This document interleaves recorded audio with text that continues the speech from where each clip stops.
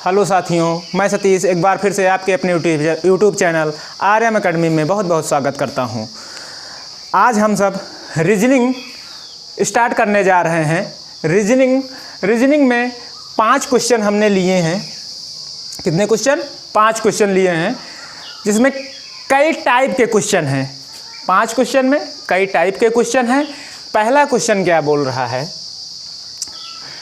काफ़ी परीक्षा में आ चुका है। एक चींटी 3 मीटर चलती है। मान लीजिए कोई चींटी है, वह यहाँ से चली और 3 मीटर चलती है, ठीक। उसके बाद और फिर 4 मीटर ऊंचे एक वृक्ष पर चढ़ती है। फिर यहाँ से एक ऊंचा वृक्ष है, 4 मीटर चढ़ती है, ठीक। फिर पूछ रहा है अपने मूल स्थान से वह कितनी दूरी पर है। अपने मूल स्थान से वह कितनी दूरी पर है। यहाँ से अपने मूल स्थान से वह कितनी दूरी पर है, ठीक। ये हो गया आधार, ये हो गया लंब, अब ये हो गया कर्ण। यही वाली दूरी पूछ रहा है। तो एक सूत्र है, कर्ण स्क्वायर बराबर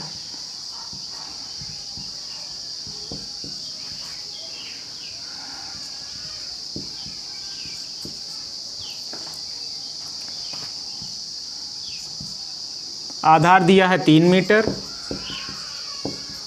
लंब दिया है 4 मीटर, तो 3 त्रिक का 9 और 4 चौक 16। एक कर्ण का स्क्वायर है, तो यहाँ पर जो कर्ण से स्क्वायर हटेगा तो 25 का होल स्क्वायर 5। आंसर आ गया 5 मीटर की दूरी पर है। अपने मूल स्थान से 5 मीटर की दूरी पर है। अब दूसरे क्वेश्चन पर चलते हैं।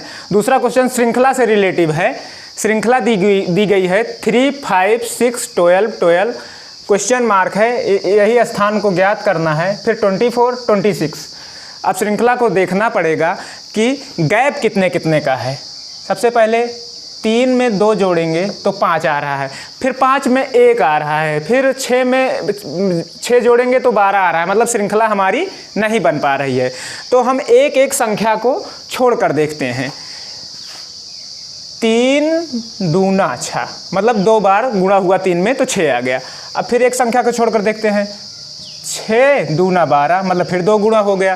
फिर 12 में एक संख्या इसको छोड़ देते हैं, 24 में देख लेते हैं, 2 गुणा 12 दूना 24। इसका मतलब सभी में एक संख्या छोड़ने पर 2 गुणा करने पर हमारी श्रृंखला बन रही है। तो फिर ऊपर भी देख लेते हैं, 5 में 7 जुड़ा तो कितना आ गया 12।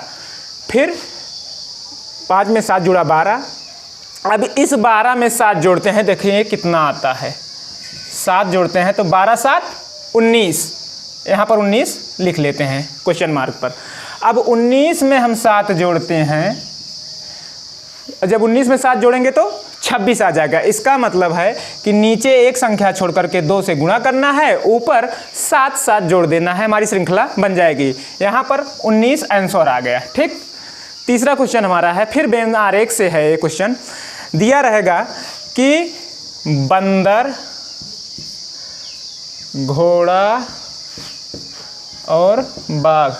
कुछ बच्चे इस सवाल को लगाने के लिए यहाँ पर घोड़ा को सबसे बड़ा कर देंगे, उसके बाद बाघ उससे छोटा यहाँ पर उसके अंदर कर देंगे, और बंदर उससे छोटा इसको अंदर कर देंगे। तो ये सवाल बिल्कुल गलत है। तीनों जानवर हैं तो इनको अलग अलग बनाया जाएगा। घोड़ा अलग, बाघ अलग और बंदर अलग। ये हुआ बेन आरेख, ठीक। अब चौथा क्वेश्चन जो हमारा है, चौथा क्वेश्चन है, एक श्रृंखला दी गई है। पहली श्रृंखला है 5, 8, 9, 6, 5, 4, 2, 3, 7। दूसरी है 8, 9, ऐसे दिया गया है, ठीक। 4 तक श्रृंखला दी गई है, 5वां ज्ञात करना है। तो पहले में देख लेते हैं कि श्रृंखला क्या बोल रही है। 5, 8, 9, 6, 5, 4, 2, 3, 7। इसमें 8, 9 से शुरू हो गया है, तो इसमें 5 पहली संख्या को हटा दिए हैं, तो इसमें पहली संख्या को हटा करके पूरा वैसे लिख दिए हैं। अब दूसरी संख्या में देखते हैं। अब दूसरी संख्या में शुरू से ना हटा करके आखिरी में 7 को हटा दिए हैं, ठीक।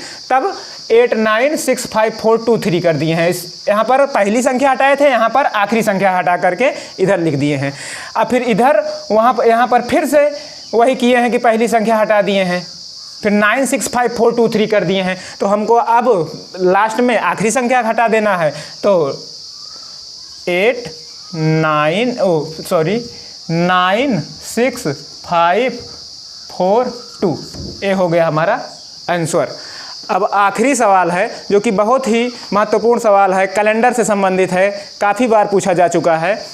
बोल रहा है 30 जनवरी 2013 को गुरुवार था, ठीक। तो 2 मार्च 2013 को कौन सा दिन होगा? तो 30 जनवरी, जब 30 जनवरी 31 दिन की होती है, तो इसमें सबसे पहले रूल क्या है कि इस जो जनवरी दी गई है, जो महीना दिया गया है 30 जनवरी है, उसमें 31 जनवरी होती है, महीना जनवरी का 31 दिन का होता है। तो इसमें एक दिन बच गया, प्लस ऐड कर देंगे। उसके बाद अब देखना है कि फरवरी हमारा लीप वर्ष है कि सामान्य है। तो 2013 4 से डिवाइड करेंगे तो डिवाइड होगा नहीं, इसलिए लीप वर्ष नहीं है, तो 28 दिन की फरवरी हमारी हो गई। और प्लस 2 मार्च है तो 2 दिन का मार्च हो गया।